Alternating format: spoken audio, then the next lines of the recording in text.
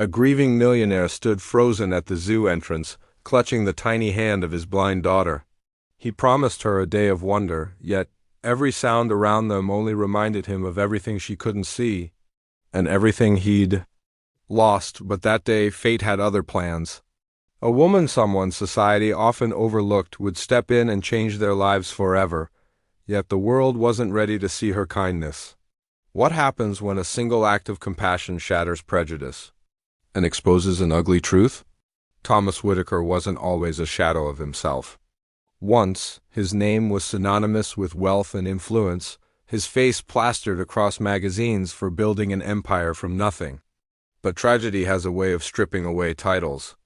After losing his wife in a sudden accident, Thomas withdrew from the world, clinging only to his 6-year-old daughter, Lily, his light in a darkening world. Blind since birth, Lily's curiosity was boundless, her laughter a fragile reminder of hope.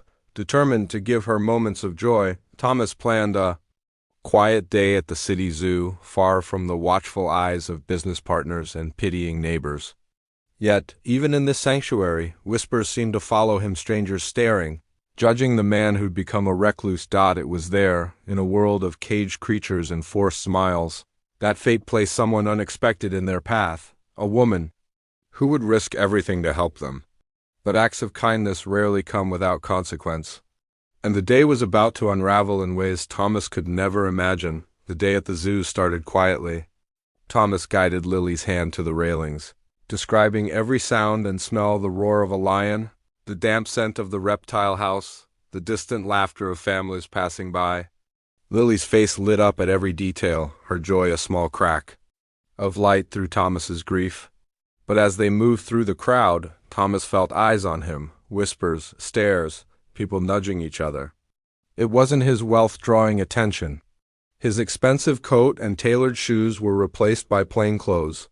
He looked ordinary now, invisible, or so he thought. At the petting zoo, a woman approached Lily. She was tall, dark-skinned, dressed simply but neatly, her presence calm and confident. She knelt beside Lily, gently taking her hand and describing the soft fur of a goat with such warmth that Lily squealed with laughter. Thomas froze. It had been months since he'd seen his daughter this happy. The woman introduced herself as Maya, a nanny bringing other children to the zoo.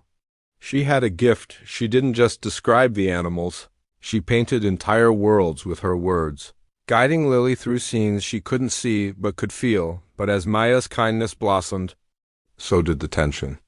A mother nearby yanked her child away, muttering under her breath. A zoo staff member eyed Maya suspiciously, questioning why she was with Thomas's daughter. When Thomas explained, their tone didn't soften. "We just need to be careful," the staffer said, voice dripping with implication. Thomas felt his stomach twist. They weren't careful, they were condescending. Watching Maya's warm smile falter, Thomas realized this wasn't just about him anymore. They moved on, but the whispers followed. People stared as Maya walked beside them, holding Lily's hand, guiding her gently.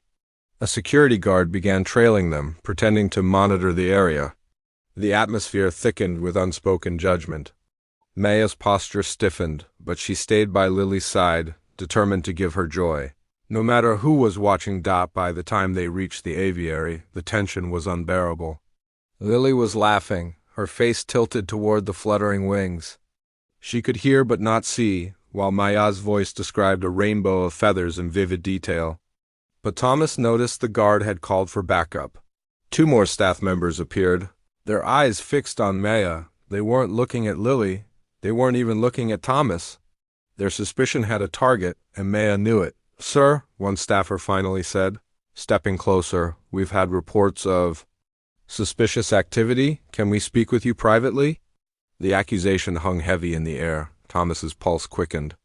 Lily clutched Maya's hand tighter, sensing the shift in energy. Maya didn't flinch. She stood calmly, protectively, like she'd been through this before. In that moment, Thomas realized they weren't questioning him. They were accusing her, and they weren't going to let this end quietly. The tension exploded as 2 security guards stepped forward, blocking Maya's path. One reached for Lily's arm, insisting she come with them for safety. Lily screamed, clinging desperately to Maya, tears streaking her face. Thomas's voice trembled with fury as he demanded an explanation, but the guards ignored him. All eyes locked on Maya like she was a criminal. "Sir, we received multiple complaints," one guard said coldly. "This woman doesn't belong here." The words cut deeper than any accusation. Maya stood frozen, her jaw tight, her composure slipping as the crowd gathered. Strangers whispered, their gazes full of judgment. Some filmed on their phones, capturing a scene they didn't understand. Thomas stepped forward, his heart pounding. "She's with me," he shouted. "She's helping my daughter." But his protest was drowned by murmurs. They didn't see a grieving father or a blind child. They saw a narrative they'd already decided was true. Lily sobbed. Calling for her father as a guard pried her away from Maya. Thomas lunged forward, his grief and rage boiling over, but the scene spiraled, an accusation turning into a spectacle. Maya's calm exterior cracked as tears welled in her eyes. She wasn't new to this. She'd lived through this judgment before. In a desperate act, Thomas pulled Lily back into his arms and turned to face the gawking crowd. "Look at her," he shouted, voice breaking. "She's blind. She trusts her because she made her feel safe, something none of you could do." Silence fell for a heartbeat, but the damage was done. The guards hesitated, realizing the weight of their actions. Maya stood trembling, humiliated under their stares. Lily's small hands clung to Maya's coat, refusing to let go. In that moment, Thomas made a decision that would change everything. He wasn't going to let them walk away from this. The chaos at the zoo ended only after. Thomas demanded to speak, with the zoo director, his fury echoing through the quieting crowd. The guards reluctantly stepped back, shame flickering across their faces, but the damage was already done. Maya stood silently, tears threatening to spill as Lily clung to her hand like a lifeline.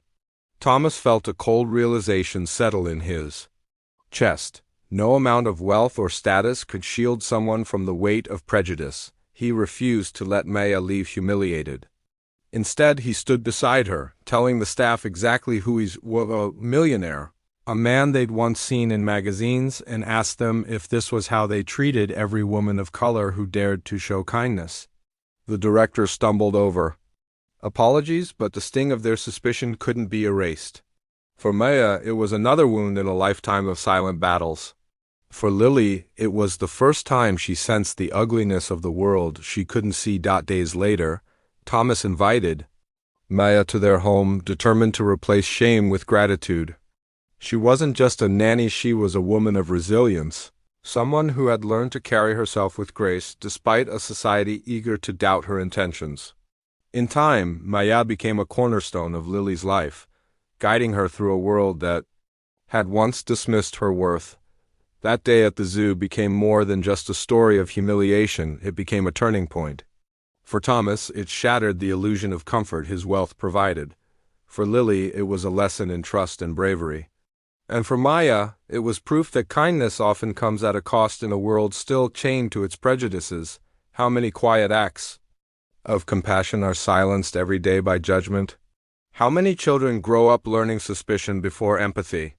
The answer to those questions isn't in their story alone. It's in ours.